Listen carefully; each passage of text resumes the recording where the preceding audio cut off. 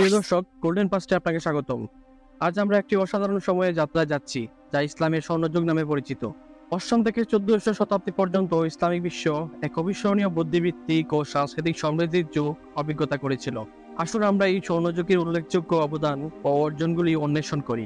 এই কাহিনী শুরু হয় বাগদাদে, আব্বাসীয় খেলাফতের হৃদয়ে। ৭৬২ খ্রিস্টাব্দে খলিফা আল মনসুর দ্বারা প্রতিষ্ঠিত বাগদাদ দ্রুত একটি শিক্ষার ও সংস্কৃতির কেন্দ্র হয়ে ওঠে। এই বুদ্ধিভিত্তিক বিপ্লবের কেন্দ্রে ছিল বিদ্যার গৃহ।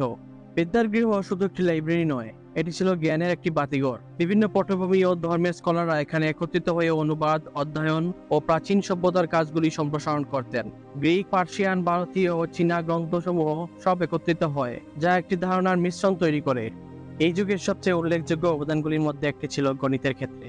পার্সিয়ান স্কলার আল খাওয়ারিজমি, যাকে অ্যালজেব্রার জনক হিসেবে বিবেচনা করা হয়, তিনি এমন এক প্রামাণিক গ্রন্থ লিখেছিলেন যা আধুনিক গণিতের ভিত্তি স্থাপন করে। মুসা আল খাওয়ারিজমির কাজ কিতাব আল জাবার আলজেব্রার ধারণাগুলি উপস্থাপন করে, যা আমরা এখনো ব্যবহার করে থাকি। লিনিয়ার ও কোয়াড্রেটিক সমীকরণ সমাধানে তার পদ্ধতিগুলো ছিল বিপ্লবী। চিকিৎসা শাস্ত্রের ক্ষেত্রে ইসলামী স্কলারদের অবদান সমানভাবে গুরুত্বপূর্ণ ছিল।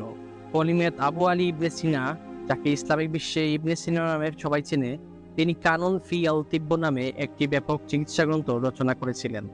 কানুন ফি আল তিব্ব শতাব্দী ধরে ইসলামিক বিশ্ব ও ইউরোপে একটি মান চিকিৎসা পাঠ্যপুস্তক হিসেবে ব্যবহৃত হয়েছে।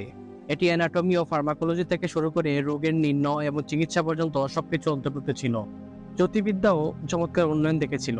আল বাত্তানি ও আল সুফির মতো স্কলাররা আমাদের তারকাপুঞ্জ ও গ্রহগুলি সম্পর্কে গুরুত্বপূর্ণ অবদান রেখেছিলেন। আল বাত্তানির পর্যবেক্ষণ ও সৌরবছরের গণনা অত্যন্ত সঠিক ছিল, আর আল সুফির কিতাব আল কাওয়াকিব আল তাবিতা তারকাপুঞ্জের বিস্তারিত বর্ণনা ও চিত্র অন্তর্ভুক্ত করেছিল।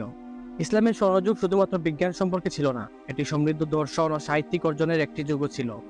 দার্শনিক আল ফারাবি তার রাজনৈতিক দর্শন ও মেটাফিজিক্সের কাজের জন্য পরিচিত ছিলেন, আর কবি রুমির কবিতাগুলি বিশ্বব্যাপী লক্ষ লক্ষ মানুষকে অনুপ্রাণিত করে। ইসলামের স্বর্ণযুগের স্থাপত্য ও শিল্পকর্মের অর্জনগুলো সমানভাবে প্রভাবশালী।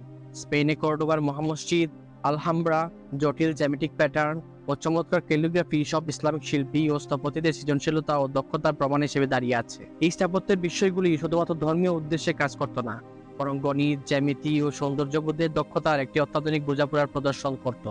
ইসলামের স্বর্ণযুগ ছিল একটি অসাধারণ অগ্রগতি ও আলোকিত সময়। এই যুগের অর্জনগুলি আধুনিক বিজ্ঞান, চিকিৎসা শাস্ত্র, গণিত ও শিল্পের অনেক ক্ষেত্রেই ভিত্তি স্থাপন করেছে।